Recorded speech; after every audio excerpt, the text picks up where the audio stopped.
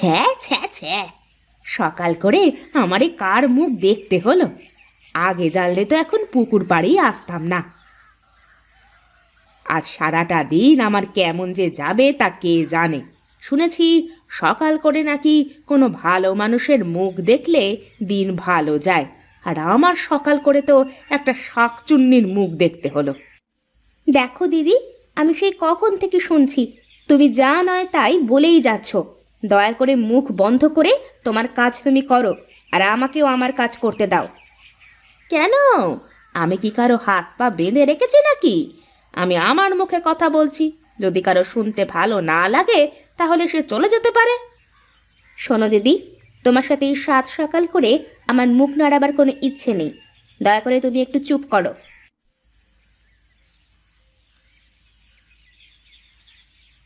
কতবার করে বললাম, ওগো চলো আমরা বাড়িটা আলাদা করে ফেলি। শুনলো না আমার কথা। তোমার আবার নতুন করে কি হলো গিন্নি? কি আর হবে, এ বাড়িতে কি মানুষ বাস করে নাকি? সবাই তো বড় বড় অফিসার, সবাই কত ভালো মানুষ। কেন এই সাত সকাল করে এত কথা না বললে কি তোমার পেটের ভাত হজম হবে না নাকি? খেতেই তো পারলাম না, হজম কি হবে? এ বাড়ির লোকের জন্য কি শান্তিতে একটু খাওয়ার জো আছে? আহা, কি হয়েছে একটু বলবে তো? এইদিকে এসে বসো। কি এমন হয়েছে যে সকাল করে এত কথা শোনালে? তোমার ছোট ভাইয়ের বউ।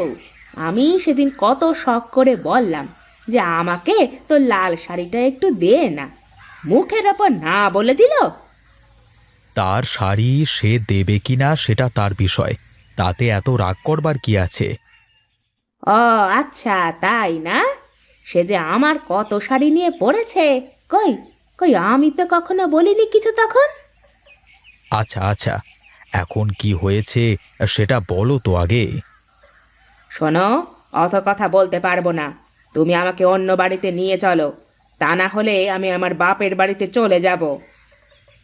বেশ তো, অনেক দিন যাও না, গিয়ে দুদিন বেরিয়ে এসো। বেড়াতে যাব না, গেলে আর এ বাড়িতে আসবো না, এই আমি বলে দিলুম।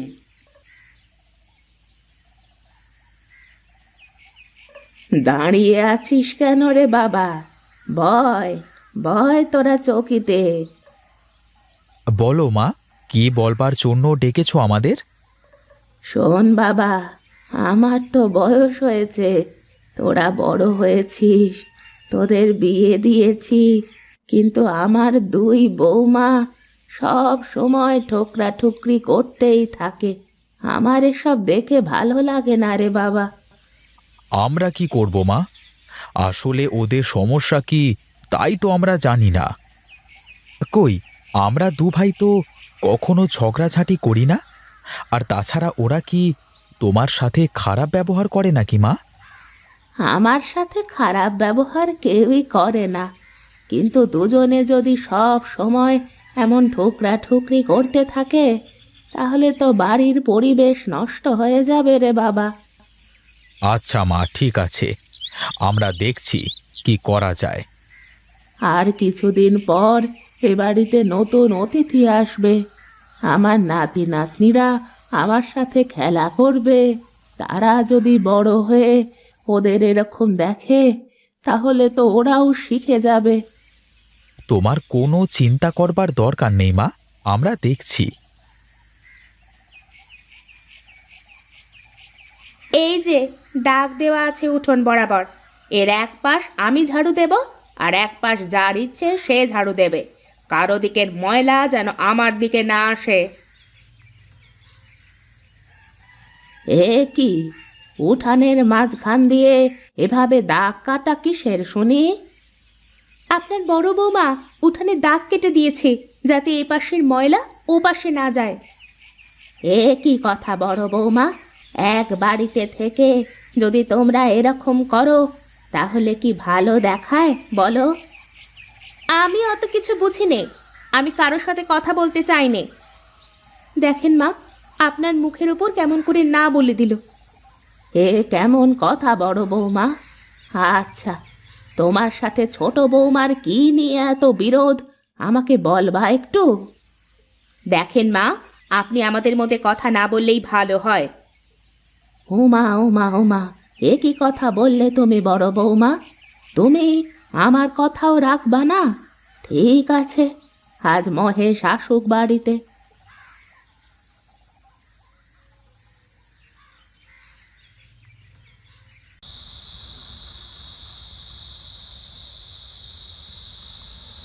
মা, তুমি হঠাৎ এ ঘরে? এসো এসো, বসো দেখি। বলো মা, কিছু বলবে তুমি? কি আর বলবো রে বাবা, আমার বোধহয় এ বাড়িতে আর থাকা হবে না। কেন মা, কি হয়েছে কি? আর তুমি এ বাড়ি ছেড়ে কোথায় যাবে? যেদিকে দু চোখ যায় সেদিকে চলে যাব। আহা, কি হয়েছে সেটা বলবে তো আগে আমাকে, তারপর দেখছি কি করা যায়। আজ বড় বৌমা আমার মুখে মুখে যেভাবে কথা বলল, তাতে করে আমার আর এ বাড়িতে থাকার কোনো ইচ্ছে নেই রে বাবা। কি, ওর এত বড় সাহস? ও তোমার মুখে মুখে কথা বলে? গীতা, এইদিকে এসো তুমি। তুমি আজ মায়ের মুখে মুখে তর্ক করেছো কেন? সব দোষ ছোট বউয়ের। যদি কিছু বলতে হয় ওকে গিয়ে বলেন। তার আগে তুমি মায়ের কাছে ক্ষমা চাও, তারপর আমি দেখছি। আমার ভুল হয়ে গেছে মা, আমাকে ক্ষমা করে দেন। আমি এখন তাহলে ঘরে যাই বাবা।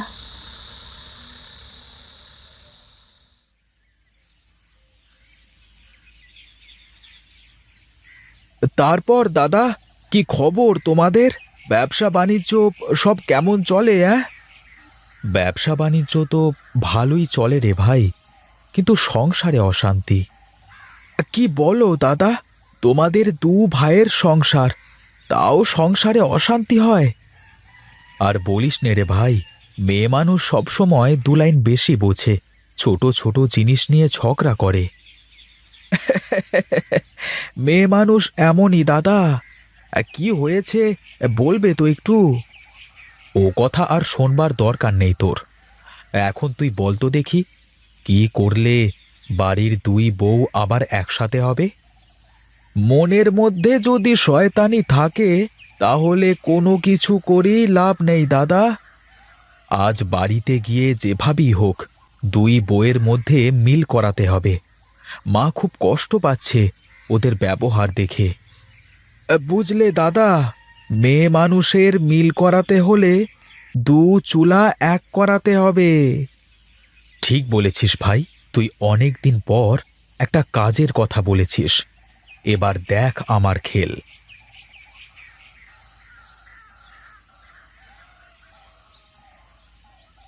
সবাই শোনো, আমি যা বলবো মন দিয়ে শুনবে। কি বলার জন্য এত আয়োজন, সে কথাটা আগে বল দেখি। মা, দিন দিন সংসারের খরচ বেরিয়ে যাচ্ছে, তাই আমরা দুই ভাই ঠিক করেছি আজ থেকে আমাদের সব রান্নাবান্না একসাথে হবে। বেশ বেশ, এ তো খুবই ভালো কথা। আমি তো তাই চাই। কিন্তু আমি তা পারবো না। আমার পক্ষে ওই শাকচুন্নির সঙ্গে একসাথে কাজ করা সম্ভব নয়। আচ্ছা, তোমার সমস্যা কোথায় বলো তো? আমার অনেক সমস্যা, আমি পারবো না মানে পারবো না। আচ্ছা বৌদি, কি জন্য পারবে না সেটা তো বলবে নাকি? আমি বলছি, বড় বৌদি একদিন আমার কাছে আমার লাল শাড়িটা চেয়েছিল, কিন্তু ময়লা হয়ে থাকার কারণে আমি দিইনি। এটাই আমার অপরাধ। ও আচ্ছা, তাহলে এই ব্যাপার। ঠিক আছে বৌদি, চিন্তা করো না, আমি কালই তোমার জন্য ওরকম একটা লাল শাড়ি কিনে আনবো। সত্যি বলছো ঠাকুরপো? তাহলে আমার আর কোনো সমস্যা নেই। তাহলে কাল থেকে তোমরা দু বউ এক চুলাতে রান্না করবে। আমরা বাড়ির সবাই একসাথে বসে খাবো। ঠিক আছে মা, কিন্তু কে কি কাজ করবে তাও তাহলে ঠিক করে নেওয়া ভালো। তা না হলে আবার উঠানে দাগ কাটার মতো হবে। কি যে বলিস ছোট, তখন তো আমি রেগেছিলাম, তাই অমন করেছি। এখন থেকে বাড়ির সব কাজ আমরা দুজন মিলেই করব। সত্যি বলছো তো দিদি? আর কখনো উঠানে দাগ কেটে দেবে না তো? না রে বোন, আজ থেকে আমরা দু বোন একসাথে সব কাজ করব। তুই শুধু আমাকে কাজে একটু সাহায্য করলেই হবে। আমার কতদিনের স্বপ্ন আজ পূরণ হলো। বাড়ির দুই চুলো আজ এক হলো। এখন আমি শান্তিতে মরতেও পারবো। তুমি আবার কি বলো মা? এ কথা আর কখনোই মুখে আনবে না। আচ্ছা বাবা, ঠিক আছে। এখন তাহলে আমি একটু বাইরে যাই।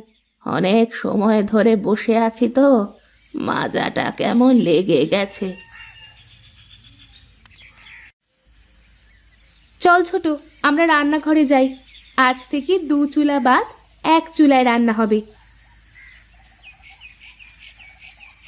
যাক বাবা, বাঁচা গেল। এবার থেকে ভালো করে ব্যবসায় মন দেওয়া যাবে।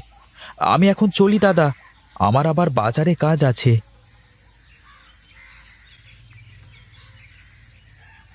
বুঝলি ছোট, তোর বিয়ের আগে ঠাকুরপো প্রতি পুজোয় আমার জন্য আর মায়ের জন্য নতুন শাড়ি কিনে আনতো। কিন্তু দিদি, এখন তো তোমার ঠাকুরপো আমার জন্যই পুজোর শাড়ি কিনতে চায় না। তুই চুপ থাকবি, কথা বলবি না। যা বলার সব আমি বলবো। দেখি সব আমার কথা না শুনে কোথায় যায়। বাহ, কি সুন্দর! দু বউ এক চুলোয় রান্না করছে। দু হাঁড়ি আজ থেকে এক হয়ে গেল। হ্যাঁ মা, আজ থেকে আমরা সবাই একসাথেই খাবো, একসাথেই থাকবো। শোন রে মা, একসাথে থাকলে মানুষ মজবুত হয়। তোরা দু বোন একসাথে থাকলে মানুষ তোদের কোনো ক্ষতি করতে পারবে না। হ্যাঁ মা, আশেপাশের মানুষজন এখন আমাদের একসাথে দেখলে কেমন যেন হিংসে করে। এজন্যই তো সব সময় একসাথে থাকতে হয়। কথায় আছে না, দশে মিলি করি কাজ, হারিয়ে যেতে নাহি লাজ। হা হা হা হা হা।